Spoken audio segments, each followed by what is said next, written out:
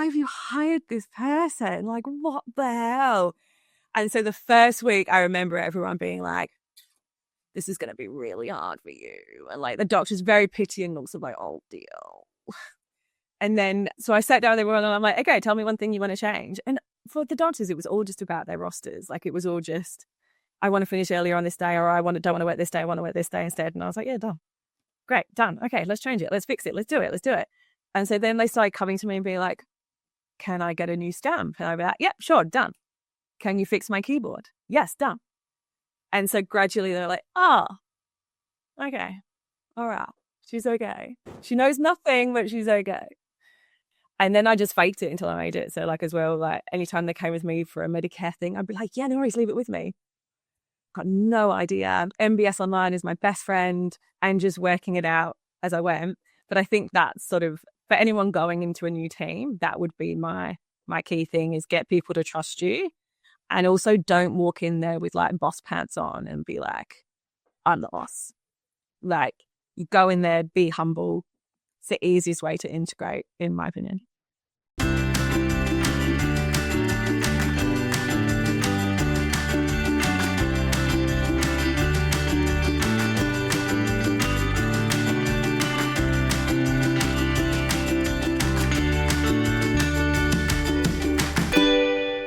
Hey, welcome back to the Scale My Clinic podcast. I'm very excited today to have with me Bec Whitehurst, who is business manager at Grove Medical in Perth. Welcome, Bec. Thank you so much for joining us today. Thanks for having me. No, very excited about this conversation. This will be really useful for both managers and owners in the practice, I think. For managers, how to raise your game. Bec, you're one of the highest sort of performing managers I've come across in a long time. So I'm really excited the knowledge you can impart there. And for owners, it's how to work productively with your manager to get even more done to a higher standard. You'll find it useful there as well. So without much further ado, Bec, welcome. We might start with your story. How did you're now business manager at Grove Medical. What's the story of Bec up to that point? So I moved from the UK to Australia in 2009, and I was 20 years old, and I'd really only done it because I was doing a degree that I really hated at home and wanted a way out. So I found myself in Australia with no money and no job, and so just got a job at McDonald's. And yeah, it changed everything. Within 3 months, they had me on the management track, and it turned out I really enjoyed managing people and was pretty good at it, and worked my way up there to be a restaurant manager, and I did that for 5 years. Even went to Hamburger University, did the whole thing. And then I was in Geraldton at the time and moved down to Perth. And that's when I started my career in retail. And so I was in retail for, I think, 10 years after that. And I feel like I worked everywhere. Lots of big box corporations, opened lots of new stores for places like Aldi, and opened DFO and all kinds of different things. Then worked for a small little importing company and doing lolly sales. And while I was doing that, I was a patient at Grove. And one day they sent out a mass newsletter to patients that said, are you a manager? And do you have experience managing people? Are you good with technology? If you are, send us your CV. And so I went, well, okay, sure, why not? And yeah, it was the best thing I could have done. It was awesome. So yeah. Wow. There you go. I have so many questions about that when we catch up soon, I'm going to ask you about some of this, including Hamburger University, but we won't use today for that conversation. I did not even know that existed. So there you are. You've had a really varied range of experience. You've come from, you've quickly accelerated in the McDonald's space, which is high pace, high pressure, KPIs, targets, I imagine, and you've excelled there. And then you've gone into retail, and then one day you're sitting there and you're working in importing with lollies, and your practice sends you a newsletter, and it says, like you just said, we're looking for a manager. You're good with people. Can you work tech? Had you ever thought about becoming a practice manager, or was like, what went on in your head? Tell us. I didn't even really know that practice management was a thing. I my mum worked in healthcare. She's a nurse, and so and she'd always been a GP nurse in the UK, and so but I didn't really know much about it.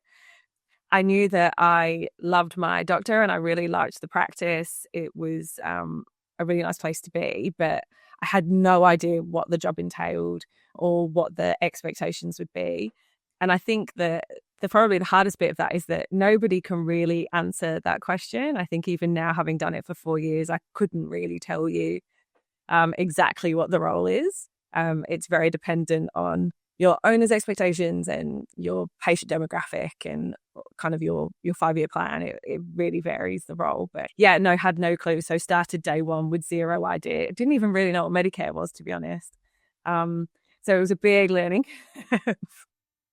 Absolutely. So almost literally out of the frying pan into the fire, but with a 10-year gap in the middle. So here you are. You're day one.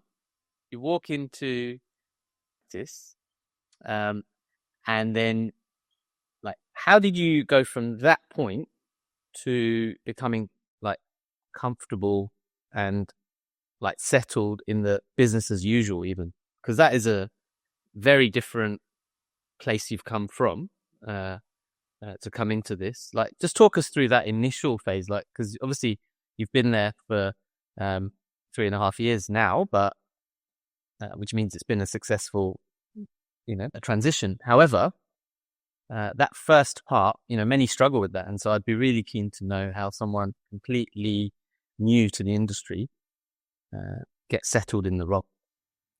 Yeah, it was hard. I'm not going to lie. Like, it was really difficult. I think that the best thing I did was to know that I didn't know anything.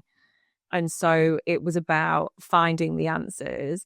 And I think this is something that's really difficult about healthcare in particular, is that I'd come from an industry where most places have big booklets full of systems and processes, and this is who you call for this, and this is a system for this.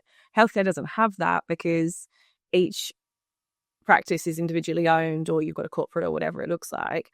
But I came into this tiny privately owned practice that had one practice manager who didn't operate the way I do. And so I had just this office full of cardboard boxes full of different pieces of paper. And there was no rhyme or reason or coordination to any of it. There was just paper everywhere. I had no idea what the paper was. Nobody could tell me because PMs are notorious for keeping information to themselves. There was no systems written down. There was no handover. There was no instructions on, like, this is how you do this. There weren't even passwords. I couldn't even get into anything. So it was really tough to start with. And Mary, one of my owners, had been doing the PM role for a little bit. So she was able to hand over, okay, this is what workers' compensation looks like, and this is zero, and this is how you use that, and this is best practice, and sort of off you go. And so I was like, oh, okay. And so it was asking people all the time for everything. YouTube was a great one. This is before AI became a real thing. Now I would ask ChatGPT or Claude anything and everything. But at the time, YouTube was really helpful. And then Scale My Clinic was so, so helpful. Like, I would not have been able to do anything I'd done without being a part of that community, because I literally didn't even know where to start. And it was Sarah who said to me, girl, you need systems. You need systems. And so that's what I did, is I started sitting down with each person, and I realized that people get trained like dominoes. So like, the first person gets trained properly, and then the next person interprets it, and then they train the next person, and they train the next person. And so I realized that where we were was at the end of a very long line of dominoes, and actually nobody had any idea why they were doing anything they were doing. And so when I tried to put it on paper, everybody that looked at the paper went, oh no, I don't do it like that. I'm like, okay, great. Let's start again. And so I had to eventually just stop and be like, everyone, this is how we're doing it now.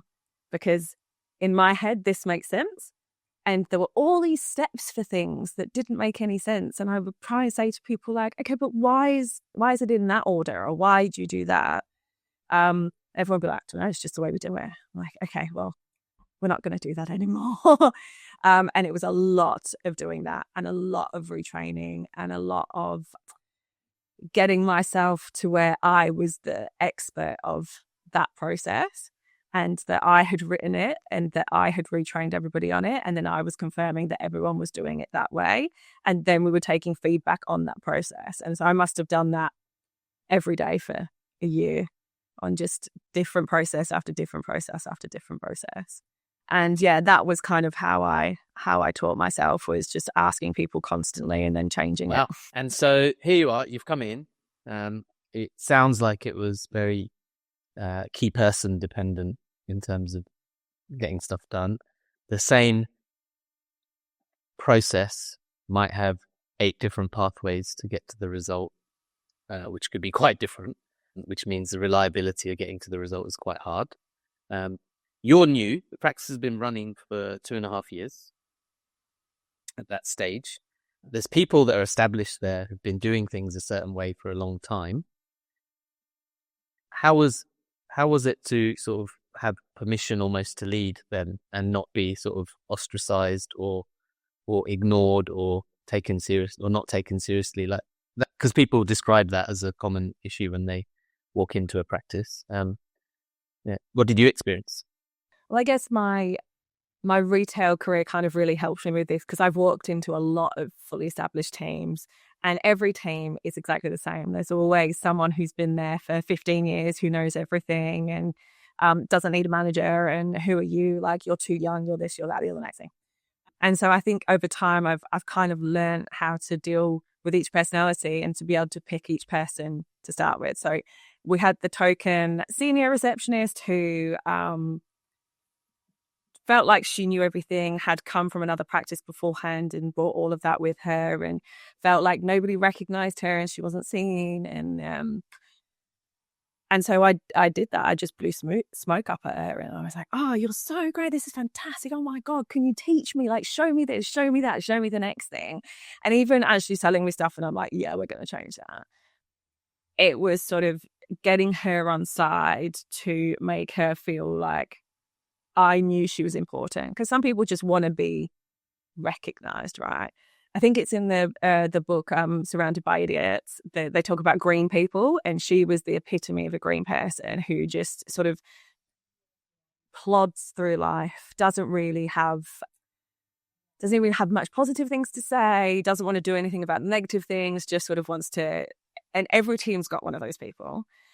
And so I just realized that if I got her on side, I was going to get everybody on side, because she was like the mum of the group. And so I did that really quickly and made her just, feel central, important. And then because she liked me, everybody else started to trust me and like me. And I did like a informal chat with everybody and was just like, if you could change one thing, what would it be? And I made those things happen really quickly. That was sort of, I think it all comes down to trust. People have to trust that you're there for their best interests and that you're going to support them. And that's what I did that with the doctors as well. That was key, because this is a weird job with a very weird hierarchy. Like, obviously I've come from corporates that have a very clear hierarchy and you're very aware of where you sit in that triangle and you know who you need to respect based on those levels. But general practice is nuts, because what do you mean I've got to be the boss of a bunch of nurses? I don't have a nursing degree. How am I meant to do that? Like, how am I meant to tell them if they're doing a good job or not? I don't know. And then you've got these doctors who I need to coach and move towards certain goals and aspirations and, practice goals. But I'm not their boss because they're contractors. They're self-employed. They pay me a service fee, but also I have to get them to do what I want them to do. So it's a really weird dynamic. I said that was also quite difficult. And when when John and Mary had introduced me to the doctors, they'd said, oh yeah, she's come from a lolly shop. And so immediately everyone's like, why have you hired this person? Like, what the hell? And so the first week I remember everyone being like, this is going to be really hard for you. And like the doctor's very pitying looks of like, oh dear. And then, so I sat down with everyone and I'm like, okay, tell me one thing you want to change. And for the doctors, it was all just about their rosters. Like, it was all just, I want to finish earlier on this day, or don't want to work this day, I want to work this day instead. And I was like, yeah, done. Great, done. Okay, let's change it. Let's fix it. Let's do it. And so then they started coming to me and being like, can I get a new stamp? And I'd be like, yep, sure, done. Can you fix my keyboard? Yes, done. And so gradually they're like, oh, okay, all right, she's okay. She knows nothing, but she's okay. And then I just faked it until I made it. So, like, as well, like, anytime they came with me for a Medicare thing, I'd be like, yeah, no worries, leave it with me. Got no idea. MBS Online is my best friend, and just working it out as I went. But I think that's sort of, for anyone going into a new team, that would be my key thing, is get people to trust you. And also don't walk in there with like boss pants on and be like, I'm the boss. Like, you go in there, be humble. It's the easiest way to integrate, in my opinion. Absolutely. And so what I've got here is you went in, you built relationships, including with the doctors. You asked questions just to understand why. You asked their pain points and then solved them so that you could build trust quickly. And so that's really interesting. And then you kept repeating that cycle, especially with the doctors, to build more trust, up to the point where you didn't have to ask, they would volunteer it to you first, which meant that they trusted you with their issue. And so now you've established trust. You've gone a year in and you're like bang, bang, bang, bang, bang, bang, every day, nailing down a unified way of doing things. Let's keep moving. Talk us through, like, what are your big achievements? What are your big wins in that time? Your big wins for you, like on a personal level, the things that satisfied you most in this period? I think it was how much we grew and how much we were able to keep up with that. When I started, we had 7 doctors, and then by the following year, we doubled. So we had 14. And in a climate where it's really difficult to find and retain GPs, we just kept growing to the point that we needed to bang through the wall to the unit next door and open 3 more consulting rooms. And then we panicked that, oh no, we've got all these consulting rooms and we haven't got enough doctors. And then within 6 months, it was full. And we've stayed full, which has been amazing. And so I'm really proud of the culture that we've built. Like, it hasn't been constant or smooth sailing. It's had its ups and downs. But that, that saying that everyone says all the time is that culture eats strategy for breakfast is just so unbelievably true. And the more that we focused on the people in the practice and making everybody feel supported and safe and valued, the better things got. So yeah, I think that's definitely the thing I'm most proud of. And also the trust that I've built with not just the team, but also with my owners, Sean and Mary. I hate saying the word, I hate going, oh yeah, my owners, because it sounds like I'm a dog, but like, they are the owners of my practice. So everybody says it. It's a weird one. The relationship that we've built is probably the most. I didn't realize how unique it was until I met more and more managers, but it is quite unique, I think. And they trust me implicitly with their business, and I'm so grateful for that, because I've been able to do such awesome things just because I don't have to check with them for everything every 20 seconds.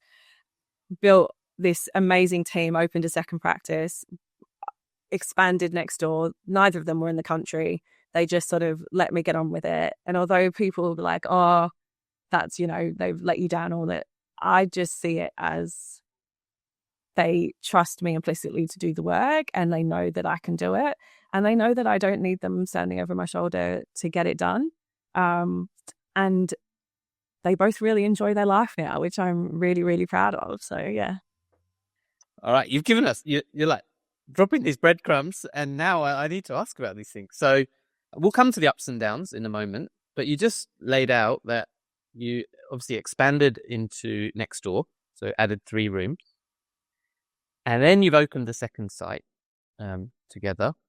So just walk us through all of that. Like how did that all come about? Big move. So when I started, they also had a respiratory clinic, because it was 2022, so COVID was just happening. And then the government shut down all of the COVID clinics in 2023. And so we had the unit next door, we'd rented it and decided to continue that lease and to build through and opened that up because we got quite a successful registrar program. And so all of our registrars just kept staying. So we just kept being able to add doctors and we had people lined up and I didn't have space for them. And so Sean and Mary were having to do telehealth from home because I was like, oh, I need you out. I need you to go away. And so we were like, right, we're going to need more rooms to make this sustainable. So yeah, we bashed through. And that was such a great experience for me because it's something I'd never been able to do before. Like I negotiated the lease, worked with the designers, worked with the architects to get the rooms done, worked with contractors. And then, yeah, like I said, Sean and Mary were both out of the country when we officially opened those rooms. So did the furniture, did the final checks, did all of that, and then got all the tech in, all of that kind of stuff. And that was right before we did accreditation as well. So there was a lot going on at the time, but it was a really awesome experience. And to know that we were thriving to the point that we needed this extra space to get the owners back into the building. That was really cool. And when I started, they'd always said that this was their vision. Their vision was that they wanted multiple practices, that they really enjoyed opening the original practice, and they'd always envisioned site 2. And so I knew that coming on, but we just sort of struggled to find a location. And it happened really, really quickly, is that suddenly one day Sean had the right conversation with the right person who went, oh, I've got this space that might be really good for you. Went down, looked at it, perfect. So like, right, okay, bing, bang, boom. And so that was in the October and we opened in the February. But obviously in that time, everyone's got leave because it's Christmas and rada. So it was either pause until everybody's back, but obviously the longer you take to open a business, the more money it costs, or just get on and do it. So we just got on and did it. And again, it just the way that we were able to work together, and they trust me to like get the furniture, sort the tech, work with the contractor, and have it all ready for them and ready for opening day. That was, it was such a cool experience, and like so great to be trusted. I know I keep saying that word, but it's that's what it is. Like it costs so much money, and it's none of it's mine. They let me be accountable for it, and trust me to do the best for them, and know that I think of their business as my business, and all I want is the best for that. So yeah, really, really cool experience. And yeah, the second site's been great. Absolutely. That is an amazing sort of journey, and you've just given us this a bird's eye view of that journey. What I'd love to know now is, if you look back over this time, what are the big achievements or small achievements but that are most meaningful to you in that time? Obviously you've talked about the opening and the expansion, and the culture. Is that what else stands out for you as the best parts of this journey so far? I think the team that we've been able to build.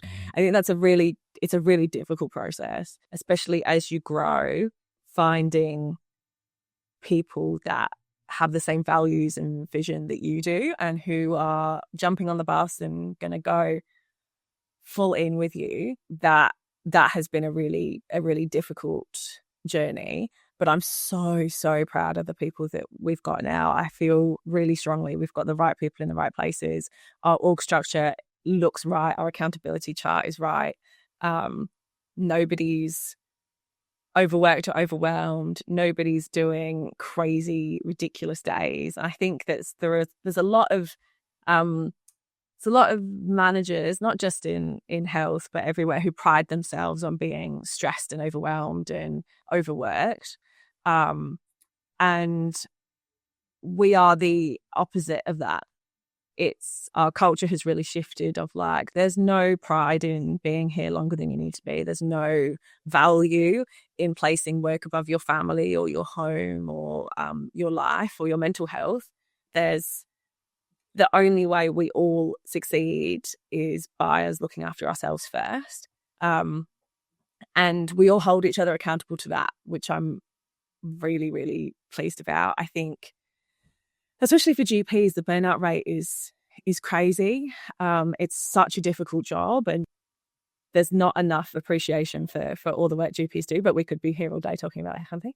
But to have a culture, again, that buzzword, I keep saying the same thing, but to have a real culture that it prides itself on taking leave and finishing early and showing up for your kids and calling in sick when you need to call in sick and prioritizing putting on your own oxygen mask first, that's definitely a highlight for me. My GP retention rate is really high, and the people that have left have purely left for personal reasons, nothing to do with the practice or our culture. And that is a real standout for me, that we're a safe space for GPs. Awesome. Obviously, you've achieved a lot. You've done a lot in that time, and you mentioned ups and downs. I think it's important to talk about that because, from the outside, people may look at all of us on different journeys and think, oh, they've got it all sorted. Look at them. Never got a problem. Everything's flying. Always good. You and I know that in business, that's not the case. There's always a challenge. There's always a difficulty. That's normal. The key is how you approach them and what you take from them, I would say. And just before we pressed record today, you alluded to some challenges you've had or mistakes that you made. I'd love to hear a bit about that and how they may have helped you. Well, yeah, just to be clear, I make mistakes all the time. But again, I'm, in a workplace where we talk about mistakes constantly, and so the only thing that we can't fix is you lying about a mistake or covering it up. So the key is always just to confront it head on. The biggest one I made, it was a doozy. So it's, as I said before, 2023, COVID clinics are closing. We had a whole team working in the COVID clinic. They had their own manager, their own reception team. It was a whole team.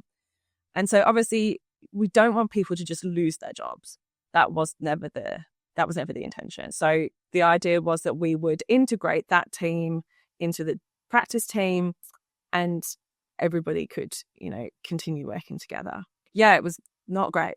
So I think it started with, I had no plan for how to integrate these two teams and just sort of went, oh, we're all adults. Like, everyone will just get on with it. I brought in the manager of that practice in as my 2IC, but I had no clear position description for her. There was no KPIs. There was no accountability. Like, she literally had, now I think back on it, I go, oh my God, like, she had nothing to do because I was just hoarding onto all of this work because I was like, I'm so important and I'm the best at this and I'm not prepared to hand this over. And then I would hand over nuggets of things, but providing zero support, zero information, zero system, just, oh, okay, well, you can go and do this, do it how you want. But again, they've come into an already established team. And I've said nothing to that team about these people coming in or what their roles are or who's meant to be doing what or what that delegation looks like.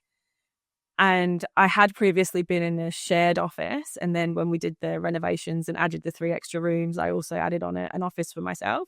So I literally brought these people over, put them in the shared office, and then went to my own office. And I never spoke to anyone.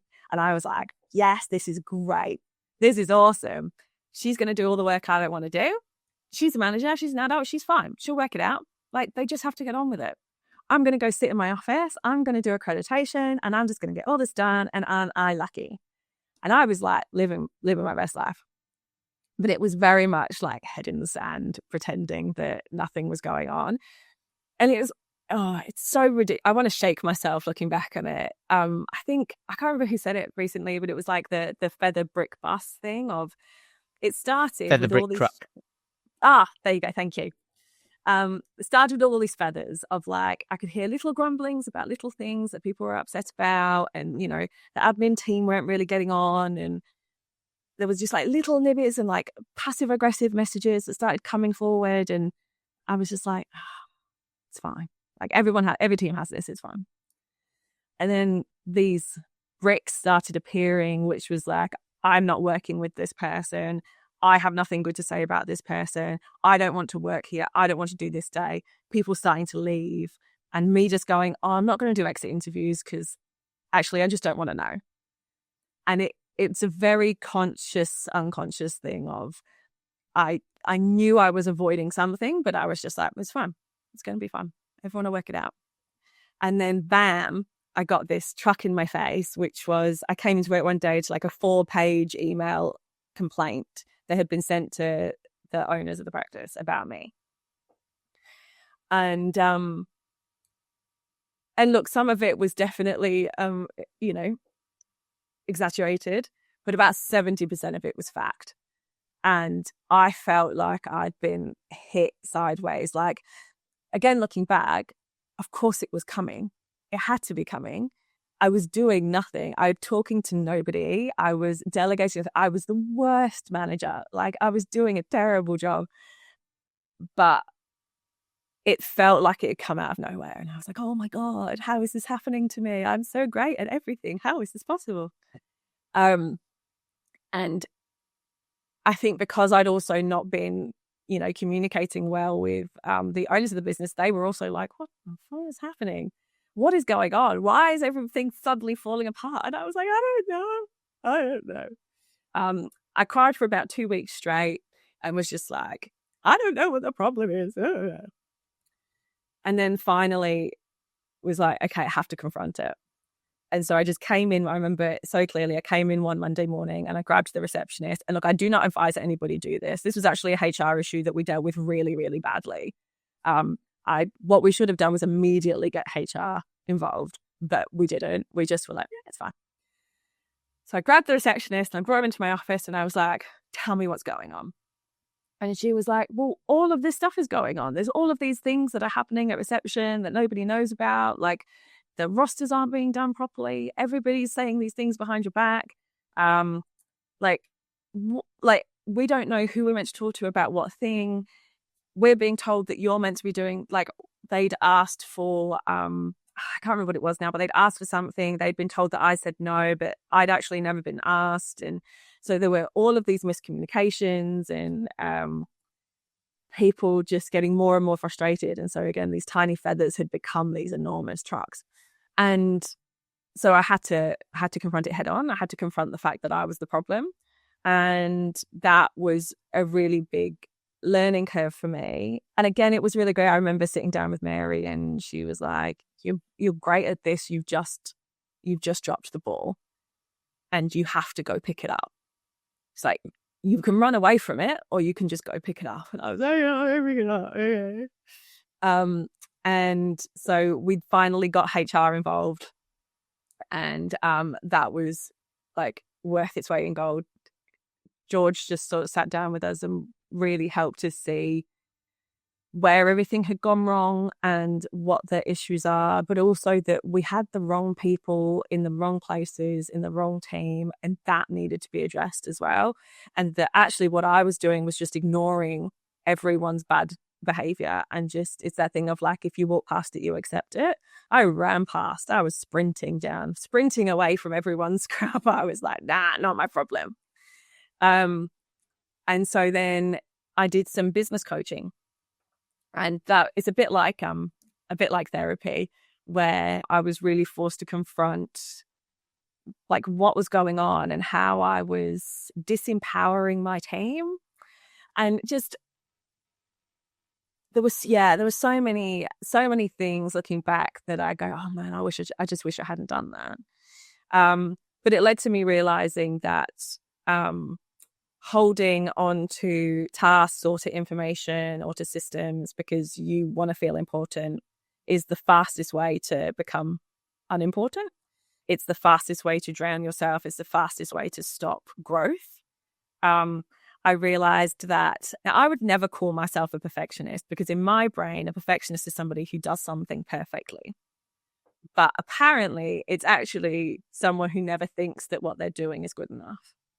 And so I realized, I was told that I have perfectionist tendencies. And so nothing ever got finalized. So like my systems that I'd worked so hard on in the first year that were no longer working in the second year because we'd had so much growth, I just never quite finished them because they were never quite good enough. And because I didn't really want to talk to anybody, I never really trained anybody properly on them. And so all of that fell apart. The culture just died. Nobody wanted to work together. Nobody liked each other. And yeah, so in doing this coaching and to listening to a bunch of audiobooks, a lot of Brene Brown, which talks about vulnerability and confronting how you are as a leader, I really realized that I just kept accepting everyone's bad behavior, including accepting my own. And the best thing I could do was confront it head on and start changing things. And that led to the whole team resigning.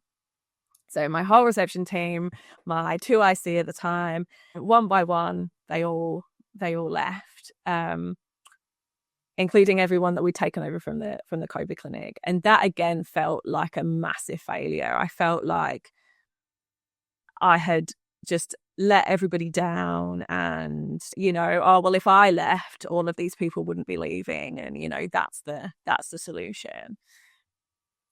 But it wasn't the solution, because every team needs a leader, and it's just important that that leader shows up. And once I started showing up, everything got so much better. So I found a whole new team who are just the most incredible people. And we completely flipped how we do our hiring process. We flipped the merits that we hire on. We flipped how important we place things like reference checks. And, everyone has different opinions on reference checks, but I do them religiously.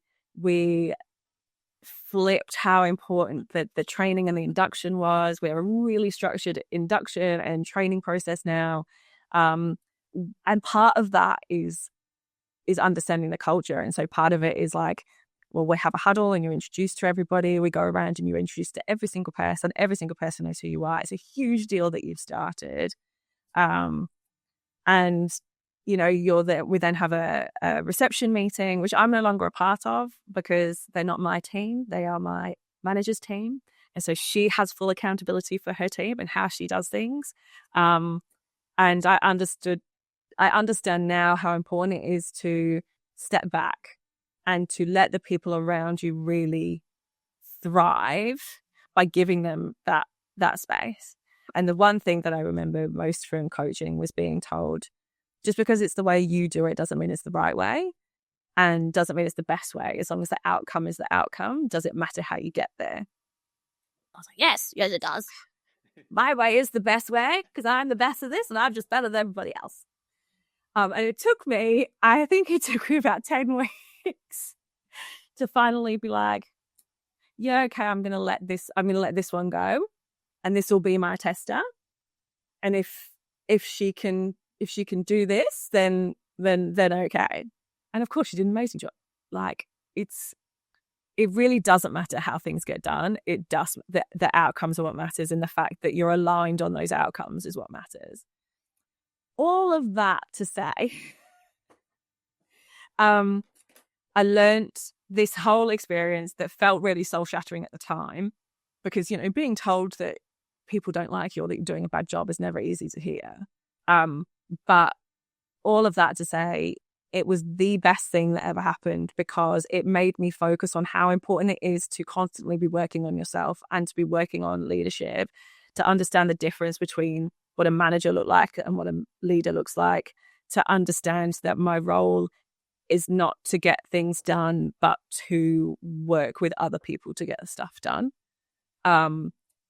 It's my job to lead by example and to be a safe space for other people to excel in. And when I stop working or developing myself, then I am again falling into the trap of being a poor leader. So, really long-winded way of me saying that your people are everything. Have the right people in the right places. Trust your instincts. Keep working on yourself. And know what your vision looks like and get people on board with that vision. Absolutely. I think that I really appreciate you sharing that story, because many of us will experience a prolonged period of suck, and it can feel like the end of the world one way or another. It's only when you keep pushing and come through, someone I know calls it the valley of suck, when you come out the other side better, stronger, because you kept going and improving. It's only when you look back that actually now you think, oh, that was the best thing that ever happened. But when you're in it, it feels like the worst thing. And so I really appreciate that story. So amazing story so far. Where are you at now with things? And then maybe what are the key sort of frameworks, resources you've used along the journey to get you to where you are now? Oh gosh. Okay. So now we are really good. I have 2 practices, both have a manager and a head nurse at each practice.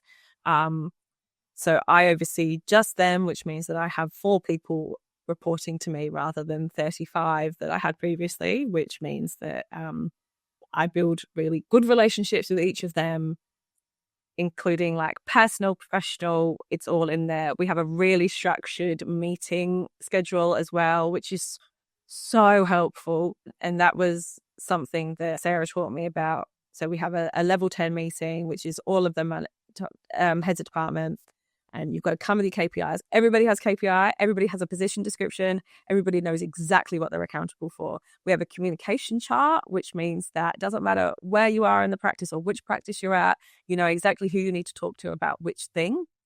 And you can come and talk to me about any of those things, but I'm going to direct you to the right person, because I'm never going to step on my people's toes and overstep them. We have 18 doctors in the original practice, and I've got 8 at the new practice, which has only been open 6 months. And that's all through like just word of mouth and the power of the GP community and finding the right people. Again, finding the right people. We're very focused on the right GPs for us as well. So we have turned GPs down recently purely because you go, well, I don't think you're going to be a good cultural fit for us. And we're very clear about I've no hierarchy in our practices. I'm never going to refer to you as doctor or whatever, because yes, you have a doctorate, but like doctors can be really dumb. And so we all play a really important part in this ecosystem of keeping everything going. I can't be a receptionist. I'm a terrible receptionist. So I value my receptionists so much for the work that they do. It's so hard. Same with our nurses. Like, everybody has to play their part for it to work well. And so if you're coming with an ego, that's not going to work for us. Where are we now? Yeah. So I'm overseeing both, which is amazing and such a great step up for me. And I was able to write my own position description and just say to Sean and Mary, this is what I want to do. And they're like, go for it. So that's what we're doing. Yeah. Sorry, what was the other part of the question? What were the key sort of, you've talked about some things in what you've shared, but there were some key resources or tools that you used along the way, or that have helped you most. What would those be? What have had the biggest impact? I think, Scale My Clinic community, I couldn't have done it. I couldn't have done it without them. There are so many incredible people in this industry who have so much knowledge and original perspectives. And I guess that's the great thing about GP, is that you don't have to be a specific person to go and buy a GP practice. You can be anybody, which means that there are so many people out there who have these incredible ideas and perspectives and are so helpful. Like, one person sent me this checklist for opening a new practice, and it was all categorized and it was beautiful and it was epic. Like, it just meant that I didn't even have to think. I just printed it off and I was like, okay, great. Tick, tick, tick, tick, tick, tick, tick. And I think like really it's just having people to talk to. This industry can be really, really lonely, especially for PMs, because you're at the center of everything. There is nobody in the practice who's doing what you do. And there's nobody in the practice who understands how much you do or what you're doing every day. Owners think they do, but I don't think that they really know. And having other amazing people to talk to who understand and who can either give you guidance or tell you just to shut up because you just got to get on with it. All of that is so valuable. The best resources are the people who support you along the way, for sure. Absolutely. Awesome. And then that's been really useful. Now, if we maybe spend a little bit of time just reflecting back, there were, say you could pick up the phone or click into a Zoom or get into a time machine and speak to Bec of 2019 or 2020 before you came into this world. What advice, or maybe it's another manager who's listening or watching who's in your position earlier in the journey, what advice would you give to them? Oh, one, everything will be okay. There's nothing that you can't fix. I think it can all feel really overwhelming and as though it's all going to be a disaster, but everything will work out. Work on your relationship with your owners primarily. Like, that is crucial to running a successful practice, in my opinion. It's like any marriage, right? Like, it starts beautifully. You start in this honeymoon period of everybody loving each other and like wanting to help each other. And then gradually one of you has a bad day and you go, oh, that was it. Oh, don't know how to deal with that. And then you have your big first fight and it's very dramatic and there are lots of tears, and Mary will be able to tell you that as well. Very dramatic. And you have those moments of like, well, I'm not doing this. I don't want to work for you. Blah, blah, blah. And, I'm going to walk away. The same, like we always, threaten the end of relationships. This is done. It's too hard. And then you come back and realize actually you do really like each other. Then the grass is not greener out there. There's nothing better out there. And actually you just need to sit down and you need to work on it. And you need to learn how to read each other. Like, I think in my relationship, I do this of understanding what a person's actions mean as opposed to just their words. And it's no one person's job to make that relationship work. It's a real group effort. And you have to advocate, as a PM, you have to advocate for yourself and your teams. There's a reason that the owners are called the visionaries. It's because they've always got these fantastic, grand, amazing ideas and absolutely no clue how to implement it. And then PMs are the implementers because they're the ones that get stuff done.